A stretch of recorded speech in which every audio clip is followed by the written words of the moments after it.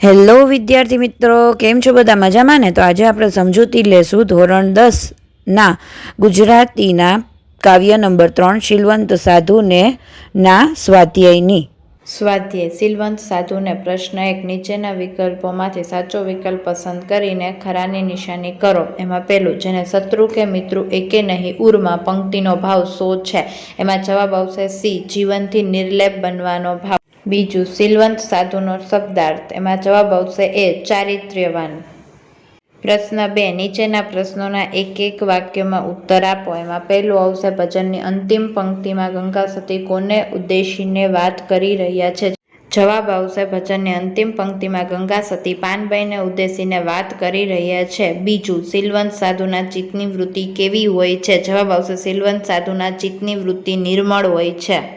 પ્રશ્ન 3. નીચેના પ્રશ્નોના 2-3 લીટીમાં જવાબ આપો. એમાં પહેલું, ગંગા સતી પાનબાઈને કેવી વ્યક્તિની સંગત કરવાનું કહે છે? જવાબ આવશે, જેનું જીવન નિર્મોહી હોય અને ભજનમાં વ્યસ્ત રહેતો હોય એવી વ્યક્તિની સંગત કરવાનું ગંગા સતી પાનબાઈને કહે છે. જે સંતના મન, વચન અને વાણીમાં એકરૂપતા હોય, જે આઠે પહોર દિવ્ય આનંદમાં રહેતો હોય અને જે પરમાત્માના ધ્યાનમાં લીન હોય.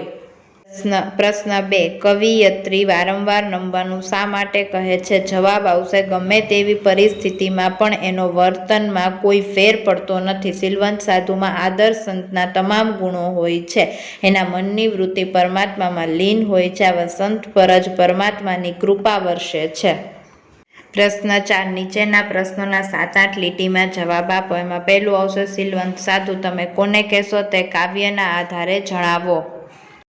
જવાબ આવશે, કૃતિ શીલવંત સાધુને, કર્તા ગંગા સતી, સાહિત્ય પ્રકાર એકાંકી અને મૂળ કૃતિ ગંગા સતીના ભજનમાંથી લેવામાં આવ્યું છે. શીલવંત સાધુને ભજનમાં ગંગા સતીએ પાનબાઈને ચારિત્ર્યવાન સાધુને ઓળખી તેનો જ સંગ કરવાની સલાહ આપી છે. આ ભજનમાં શીલવંત સાધુના લક્ષણો દર્શાવ્યા છે. ચારિત્ર્યવાન સાધુના નિર્મળ અને પવિત્ર હોય છે. આથી જ પરમાત્માની એમના પર કૃપા વરસે છે. એમના હૃદયમાં શત્રુ કે મિત્ર એવો કોઈ ભેદભાવ હોતો નથી. એમનું લક્ષ્ય તો કેવળ પરમાર્થમાં જ હોય છે. એમના મન, વચન અને વાણીમાં એકરૂપતા હોય છે. એ સાધુના નિયમ સારી રીતે પાળે છે. એ આઠો પ્રહર દિવ્ય આનંદમાં રહે છે. તેમની બ્રહ્મ અવસ્થા જાગી ગઈ હોય છે. એ પ્રભુના ધ્યાનમાં જ મસ્ત હોય છે. એ નામ અને રૂપથી પર હોય છે, એટલે કે એ મોહ માયાથી પર હોય છે. એ હંમેશા ભજનમાં જ વ્યસ્ત હોય છે. એમને કેવળ પરમાત્માના વચનોમાં જ વિશ્વાસ હોય છે. આવા સંતનો સંગ કરવાથી સંસાર તરી જવાય છે.